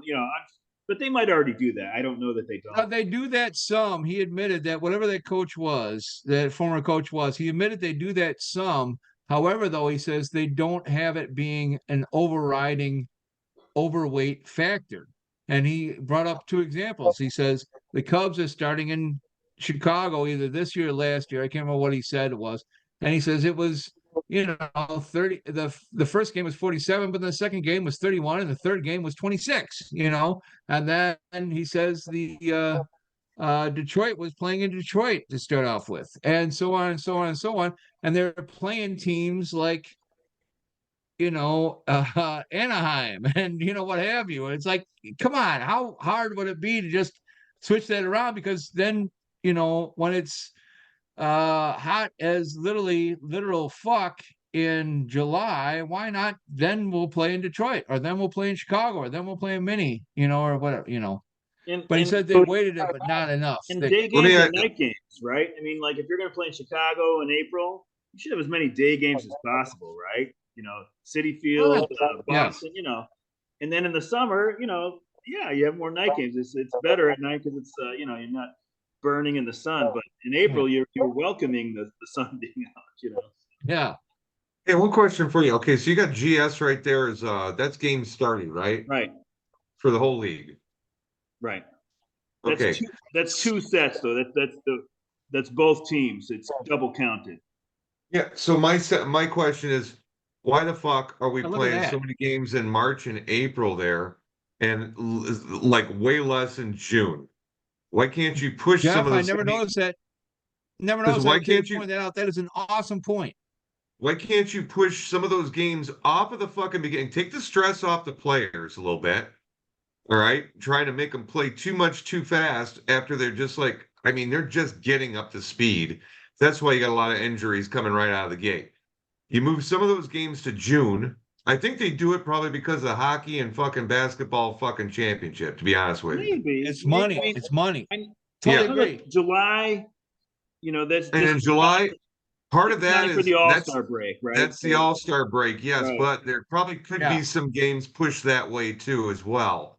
And But start the league off with maybe 775 games and then fucking go from there, I mean, No, I well, it's agree. probably got to be an Agree. these even are, number, I'm but sure August and September is a lot of like makeup games. That's why they're in here like this.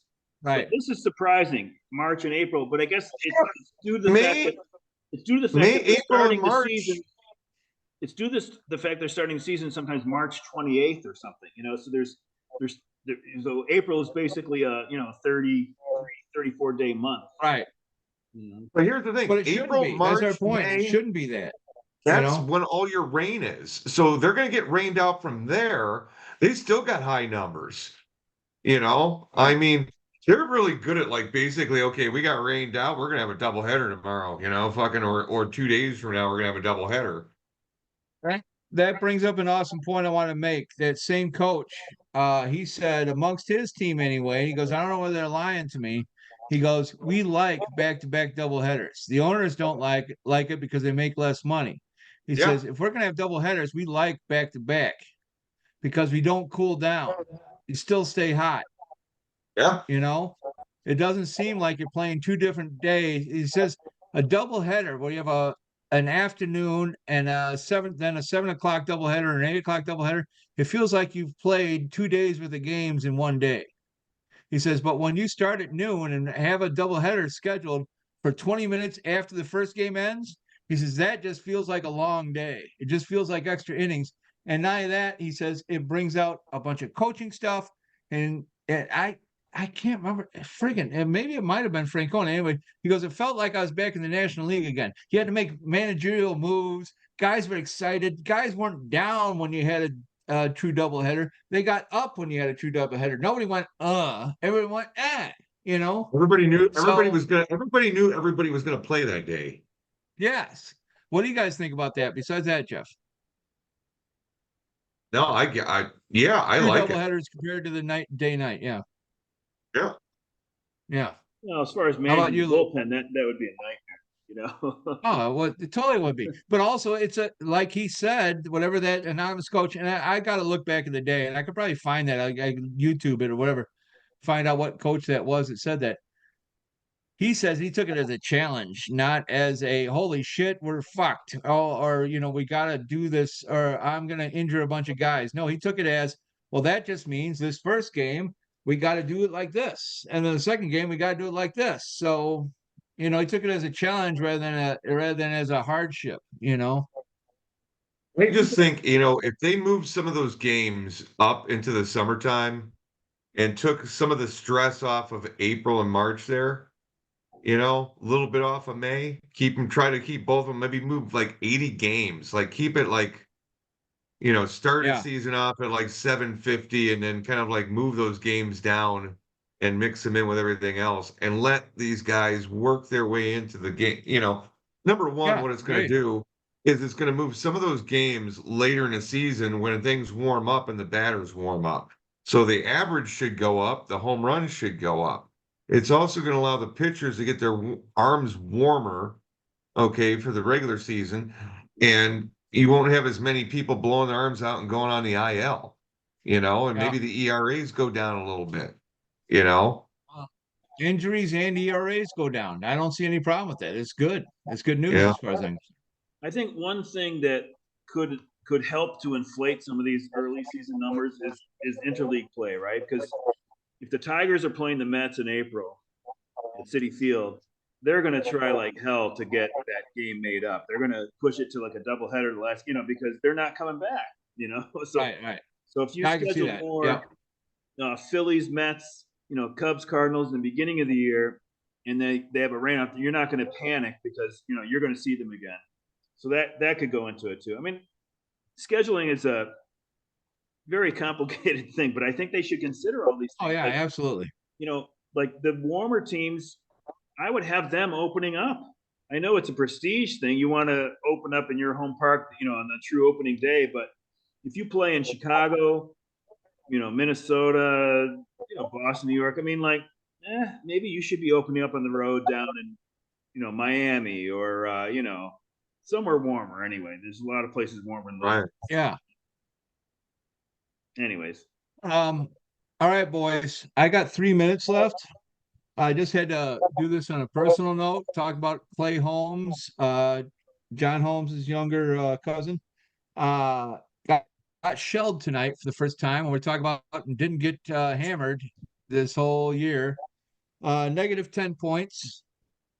And Carlos Estevez, which I am always just happy to get any points out of the guy. But I like him that he's Isn't a that closer Charlie on a Sheen? median. Yes. He got -1. So I got a total of -11 out of my relief staff tonight. oh, -11. not So good. Carlos Estevez, we're gonna have to start calling him Wild Thing. Yes, exactly. Yeah. Sweet. So then with Joe Ross going down in the first inning and getting hurt, Stroman had a great night though. Uh, he left the game winning with a quality start, and then they lost it for him. Thank you. But otherwise, it was not coming up Millhouse tonight, though. So, oh well. Sad trombone, sad Yes. trombone. Better than the old rusty trombone. So, all Well, I know right, you're boys. you're at the end of your time, so I'll just do this really fast. There's only two teams that are. Yeah, go ahead. This is like Buddha for major league teams. So Yeah. so Oh, sweet. there's only two teams that stand out. Tampa should have four fewer wins than they have, and it's not like they're off to a great start anyway, according to their run differential. So it's every 9.6 runs above or below average would result in an extra win or loss on average. So, but most of the stuff is not too interesting. You can see the White Sox should have And one. I didn't know. I knew Toronto was. I knew Toronto was going to be doing that as well, but I didn't expect them to be below 500. I'll tell you that. Yeah. Oh boy, yeah. According to this, they should have You two fewer know. wins too. They should be 18 and 27. That's Yeah, what but look at that 400 run ball. differential, 46. Jesus. I think all those players would benefit from a change of scenery because they don't work well as a team. No, yeah, that's coaching too. You know, Managing, yeah. Maybe the manager's not like who's the Houston, manager now for Toronto? Houston's been doing better, and they, according to their run differential, they should have 2 more wins anyway. So I don't think they're dead yet. People are saying they're dead. I don't think they're dead yet. yeah, it's way too early for dead calls. And everything, nothing's too, Philly's Philly pouring by 2 wins. hammering hard. How's your Mets Cubs, doing? Not quite 500. Yeah. Cubs should have 1 fewer win according to run differential. Here's the big one. Cincy should have 4 more wins. So maybe Cincy will be more of a factor than we think. They have a better run differential than Pittsburgh and St. Louis anyway, but not as good as the Cubs or St. Milwaukee. Louis is Love to playing see them. above their heads. Yeah. Yeah, isn't that Dude, that funny? whole Pittsburgh thing with always hanging tough. Contreras That's nice to breaking his see. arm. Yeah. So St. Louis could actually be doing worse than they're doing. So I wouldn't expect that they're going to be a big factor. San Colorado's Fran. terrible. So but I'm going to stop this share and Arizona isn't even that good. I think Arizona is just gonna not quite bottom out Colorado, but if they're in any other league, they'd be in the bottom of that. Arizona just doesn't have a good team. They have a handful of superstars, or not superstars, a handful of stars. But I think at the end of the season, they're gonna need a total reboot, as it were. Well, no, what's going on there is they got a lot of young guys, and the league is catching up to how their young guys operate because now they're all out like a year or two later, and now it's like that sophomore jinx bullshit. You know what I mean? When the league Absolutely, catches point up to taken. No, I you, agree. I figures agree. you I out, agree. and you haven't made the adjustment yet to get around their shit. You haven't counter checked them, And they haven't So done anything about a couple of the handful of overpriced, really old players that they got. Not really old, but overpriced you know, fellows that they got. They haven't moved them along. And they're either really young or really old, you know. And the really old guys should be holding their weight, and they're not with Arizona this year. Carroll Right. hasn't done it, well this year, and you have to wonder if like maybe it's injury related. It's like he had like a shoulder thing last year, right? So you wonder about him. Well, it might be also everybody's just like Jeff said, everybody's starting to pay too much attention to him because there's not too much else on the team right now. right. And the catcher They're hasn't done focused on well. him. Last year he was looking like a steal in that trade because they Yeah. got Gurriel and Moreno. What's his name? But he hasn't done as Yeah, I well. agree. So Pedro Marino, yeah. and Kelly, Yeah, one of their Marino, starting yeah. pitchers is out. He's a gag. I know that he's out. I had Kelly on and off for a long time too. I love the guy. Well, he's an Irishman, so I always keep my eye out for Irishmen. So, Sewell just came back. So I don't know. Hello. Those guys should do better than they've done, I think. Unless Carroll is hurt. You worry might about be. that. Well, also he's young enough and never really been hurt. You always wonder about those guys because those type of guys that will never admit it if he's one of them, because you never know about the first major injury of a guy. They act different, they play different. So, But it's a different world now because they're not trying to catch the Dodgers. They're not going to catch the Dodgers, but they're just hoping. no, Let's just get one of those 3 wild card spots and see what happens. right. That's all anybody is again, thinking about. It's been proven now that wild cards can do anything, and we all knew that all along, but now there's so many of them. Let's just go ahead and, do the crapshoot. The And again, Nationals on in that note, 2019, yeah. So, Diamondbacks, Rangers last year, right? No, Rangers. Oh no. Houston won the division, right? yeah, Rangers were wild card, but then they got their revenge anyways. yes. Oh, and yeah. Anyway, I was about to get into Montgomery, but we're not gonna. That's gonna get me going for 2 minutes. All right, love you guys. See All you right, buddy. soon. Take care. Hey, we're gonna Really go Oh, fishing. Chad. Chad, real quick before you go, pick one of these a weekend day over the next Yeah. 4 weeks, and just pick a day so I can try to get Will out and some other people and go fishing. Awesome. I love that idea. Well, oh shoot, Oh, that popped up and I thought I got canceled. Oh, I didn't get canceled. Look at that. Lovely. I gotta tell And you, look see at all that's I took look at 40 all the chicken pictures. shit on that jacket. I know. I And took like I so many told you, pictures during. I wash that every 2 months, whether it needs it or not. That's a hardworking man's jacket, you know? I took a bunch of pictures at the auction, before the auction, and this was my clear favorite. I love this picture. Oh yeah, yeah. It's fantastic. It's fantastic. I like how you Repping guys. old Like I was, style. and not only that, but you can see a genuine free range chicken over Jeff's right elbow. It's not Oh like when yeah, people like, where can your chickens go? I like anywhere, dude. Well, can't they visit the neighbors? Yes, but they always come home at night. So, Yeah, if you look but closely, anyway, that chicken is face down, ass up too. yeah, I know. That's how they always are. That's why I love them. You know, they're rapper thoughts. that's You when know, you love so them. And my paw was anyway, bruised at the time. I I was love in you that guys. sling. Yeah, let's pick a weekend and get some fishing in. All Yeah, right. man. I mean, my first Let time me out know this what year, weekend you want to what weekend you want to do and where you want to try to go, and we can work something out here. for sure, for sure. And we can even do a couple local spots for a quick little, if you pardon the expression, the old in out in out. A couple We got local spots that aren't real big, and then we can do like a serious, like a Shabana rent a boat run. You know? we should do Axe Head Lake, which is right over here in Des Plaines. Yeah, absolutely, absolutely. It's a And we got Chicago Parks thing. I've got the like the lake map on it, and I've got the what's in there. I know at what's in least there, and I got the lake map. I'm down with that. At least for All old right. time's sake, though, we got to do a crappie, late night crappie with beers and whatnots run at Humboldt. All right. And Lou, I wish you were closer so you could join in. Even though you're not a fisherman, we've made many a non-fisherman a fisherman. We're like a librarian. We can turn plenty of straight people gay. Um, and by that I mean fishermen. So love you. I fished when I was a kid, but just from the land, not on a boat. Well, we're all land fishermen. We only do boats on special occasions. Yeah. I For wanted real. to point out one thing. We're in the chair fucking like sucking down beers playing fish poker. Yeah, yeah. We move twice during fishermen over a 5 hour period.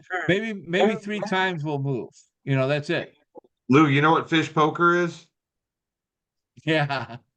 I You don't. catch a fish, you pull a card, and the first person to 7 cards is an automatic call. And somebody else might have 3 cards, somebody else might have 5. You got 7, you call. You might not have shit. And that guy might have a pair of fucking something or other, and that's fish poker. Show them when this guy gets 7 cards, and then you put like between $1 and $5 on it, and then we start. Just Chad Headroom here. It's pretty funny. You can always find another way to make it set a fishing Woo! website underneath. How I does he think we've do been talking to AI Chad this whole time. that? Chad Headroom. Oh, did I just? Oh yeah, I'm freezing. Your Oh, voice got all fucking weird. that's my electrified internet connection. Oh, I can see that skills. But I can't do any tricks right now, so I'm just gonna leave you with yeah, I can leave you. I think he's Take having a care, my friends. tornado. I think it's just the Jameson Well, kick. that's tomorrow, by the way. I hear him just Look for fine. my weather tomorrow. I'll see you okay. I love you guys. See you. Well, I was going to Hey, point buddy. out. I was going to point out in this picture that I thought it was great that you guys had the old style logo pointing out, like as if like you'd been coached to do it. It was a Yeah, you know what? I think a certain part of these guys coaches to do it, but still. Yeah, they're all faced the same way. All right, see you, buddy. All right. See you, Chad Headroom.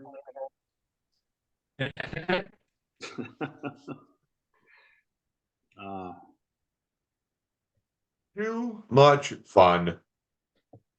I remember I did telemarketing when I was in DeKalb, and Shabana. He mentioned Shabana, and Yeah. I pronounced it on the phone to some prospective customer, Shabona, Shabona. and Shabona. they let me hear it. They're like, I lost whatever. I think we were selling tickets to a policeman's lodge show or something like that, and I lost that sale because they were like, you don't even know what town you're calling, whatever it was. And it's like, oh, okay. So I learned it's Shabana, not Shabona. Not, like Shabona. my Sharona. My Shabona, Lake Shabona. I'm gonna put my boat in the Lake Shabona. Oh, I thought that was all right. yeah. I always love talking to Chad. Such a good guy. See who we have on next week. I'm gonna come up with somebody that'll say yes. Basically what we need. Who haven't we had? Well, We got Paul. we still have Sean, Paul, Sean Paul. Steiger, and Norm, and Kimmler. Kimmler. Yeah. Be an interesting guy to talk to. Yeah. I'd like to talk to him when he's coming off of 6-0. But I scheduled Chad before I knew that he would be 6-0. So maybe if I give you a call, say yes, and then you'll go 6-0. You might go 0-6 the following week, but Yeah, I'm trying to think if there's anybody I'm missing here. I mean, the first week you did it. I think that's it. It's those 5. So wait a minute. The first week you did it was with Phil. Phil, okay. Then you did one with Doug. All right. And then we did one. Was it Chris? Okay. Then last week was Lansu and Chad. So I'm pretty sure it's just Sean, Paul. So we got Paul, Norm Steiger, Dave and Steiger, Sean, and Kimmler. Yeah. So hopefully one of those 5 will say yes, and we'll be on next week. Yeah. You know what is really fucking me up right now is my inconsistency on starts. It's like I'll have four of my pitchers go on like a Tuesday and then they don't pitch again the rest of the week. And it's like they're not really converting to Monday. They keep staying on Tuesday for some reason. I don't know why that is. It's just the way the fucking league's working right now. But yeah, I'm having a hard time getting pitching points. Well, usually you're going to get the double start week if they start Monday or Tuesday. That's what I would think, but I'm not.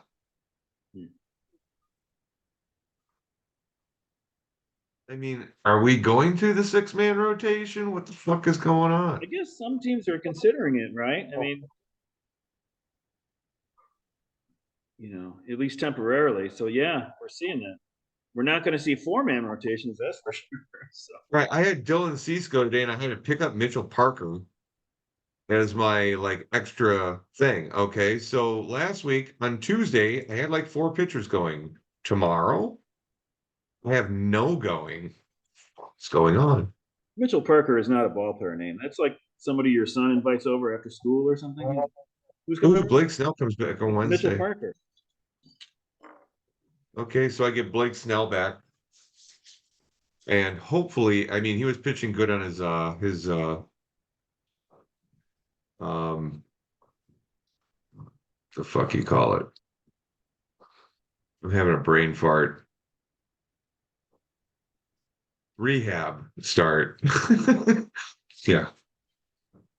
So yeah, he was doing great on his rehab start. So now he's coming back on Wednesday. So hopefully they just brought him back in and put him on the computer and rewrote the code to see if he can pitch again. Well, I hope you have a good week this week, Jeff, because you need it. Oh fuck yeah, dude! I mean, I don't understand what the hell's going on. Hey, did you see the Pirates traded Roansy Contreras to the Angels? I did see that. Yeah, Roansy. I remember Roansy back in the day. He came out. He was kind of a promising Pirate, and yeah, they just cut bait and sent him to the Angels. Poor Roansy. He's thinking like, Who am I? Who wanted me? The Rays? Great. No, the Angels. Oh shit, I'm done. Yeah, he was DFA'd 5 days ago, so they had to either trade him or they would probably lose him to waivers. Paul Skeens. I'll tell you that Angels GM. Lord knows he's not the most talented GM out there, but it's not for lack of activity anyway. Like he brings a lot of Yeah. people in and out of there. So he's trying hard. So, dude, I just picked up that Jose Soriano, and he's been pretty good for me the last couple starts. Yeah, I tried to get him in the AL Roto and about a month ago, and I couldn't get him. So, because he's a starting pitcher. I got a starting pitcher this week. I picked up Brad Keller. But I was just so happy. He was the only one. There was two guys that were available that were actually in the rotations, and he was one of them. So we'll see. But I guess he'll probably have an ERA around 5. So that's not really going to help me very much. Yep. Have you been paying attention to any of the minor league baseball stuff going on? Probably not. Not really. No. Every once in a while. Oh, okay. So Kerstad went back down to AAA and hit a fucking walk-off home run. So that's one thing. I don't understand Baltimore and that whole fucking deal. You got a prospect like that. You bring him up and you sit him on the fucking bench Yeah, it doesn't make sense. and give him. It just doesn't make sense. It's like, I mean, is Austin Hayes your guy? What the fuck is going on? Why'd you even bring him up? I know you have to fucking feel like, he's doing so great right now. We got to bring him up maybe for your fan base to sell a couple extra tickets. But what the fuck does that do to the player? Yeah, You know? I don't think anybody would think that that's a good idea. You bring them up, you got to play them. They're so deep. They have, they got Hayes, but if I brought up Kirsten, I would sit Hayes, and they've got Kyle Stowers, as a bench outfielder. I mean, like they have plenty of guys. So if you're going to bring, I agree with you. If you're going to bring somebody up, you should play them. The Maybe other a thing veteran, too, maybe a veteran can sit, but not the guy coming from the minors like that. Not a young guy. I think they completely mishandled the Jackson Holiday thing too. I mean, it's like, why'd you even bring him up? You didn't have to. But it was another thing. It was like, okay, well, Jackson Holiday went down. We gotta keep our fucking fan base in. So then they bring this guy up for a little bit and only throw him out there just a little bit at a time. The whole time your spot because you can't drop him. Somebody'd pick him Yes, up in a heartbeat. apologizing for them, I would say that maybe with Holiday, they were just like going to see if he could hit the ground running, and he didn't. So, No, he's not ready. Maybe August, but the call ups and stuff, maybe you can help. But I mean, even with the call ups, you're not gonna with you the hunt stuff that's been there all year long. You just can't fucking hand it over to this kid coming up. That would not be fair, and that would not be a look to the. I would imagine, yeah. you know, knowing how teams kind of work.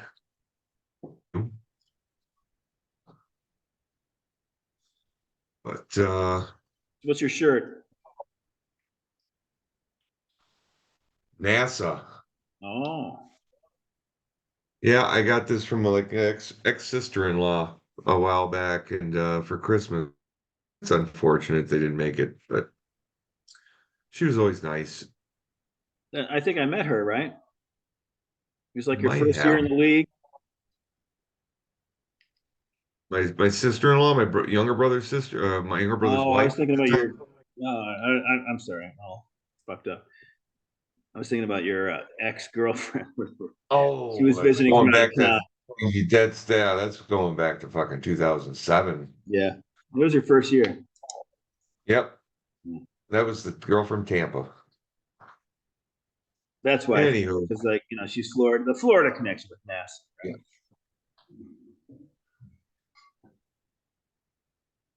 Anywho, what the fuck was I talking about?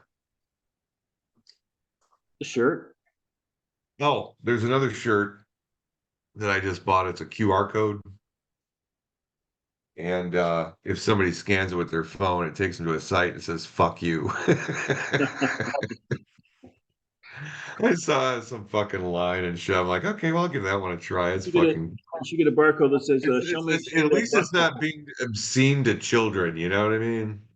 You should get one that is a barcode that says, "Show me that butthole," to Like a match your whole bunch of shirts like that. I mean, to they're the match your first to do it, cap, but the they cap can that make you'll a whole never bunch of wear. them.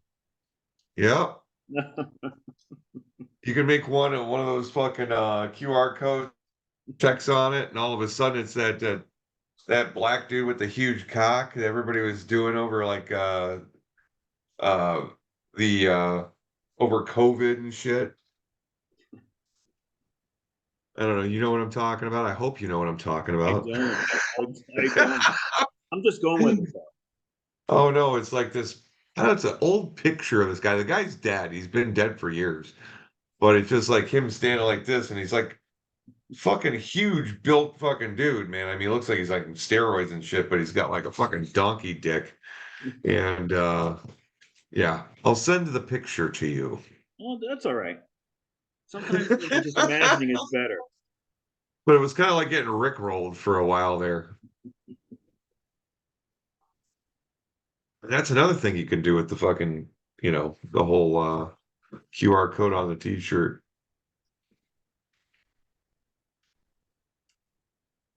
All right. Well, I gotta fucking chill out. I got a early day tomorrow. All right, sounds good. So, I got work um, in the dentist tomorrow. yeah, I got the dentist on Friday. Yep. So going to the dentist Abscess. at the I same got an time. abscess problem. You got an abscess? Yeah, Oh, yeah, don't let that thing pop. It'll taste like shit. yeah. I had an abscess on my tooth one time when I was a kid, and we were playing basketball, and the ball,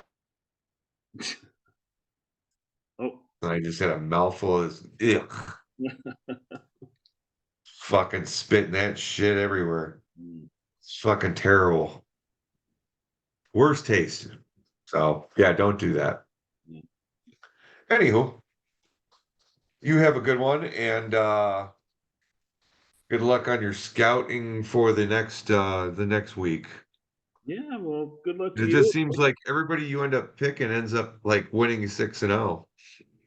Yeah, yeah. So, And you talk about this shit before the week's even going. I mean, it's like we talk about this right after right after we get off here, or even maybe sometimes to catch it on the Zoom, but you've been picking the people pretty much that have been coming in tops that week. yeah. Well, it's prestige. It comes So with it.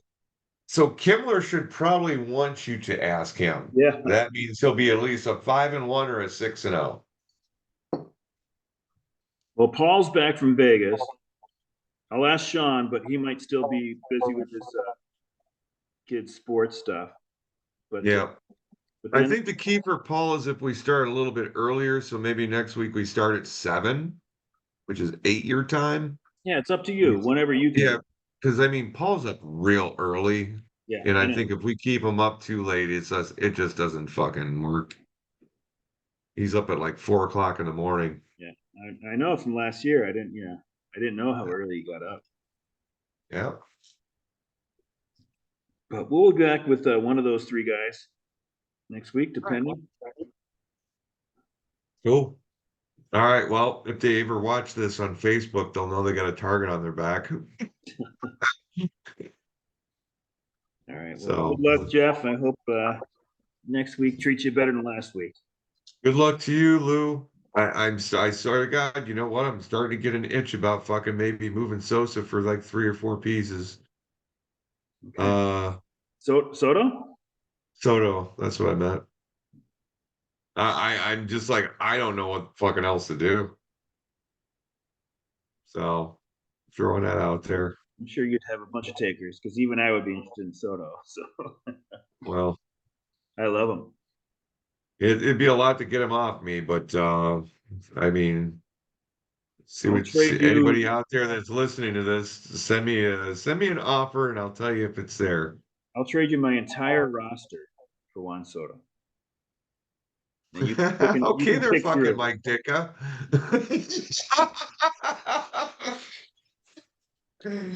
Oh shit. Yeah, well, I don't think you'd actually do that. What's his salary? 110. Oh, yeah, it's a little steep, but he's kind of worth it, you know. So Yeah. Well, it's about my biggest trade chip. yeah. Oh, I would I got this imagine. thing, Jerry. I got this thing.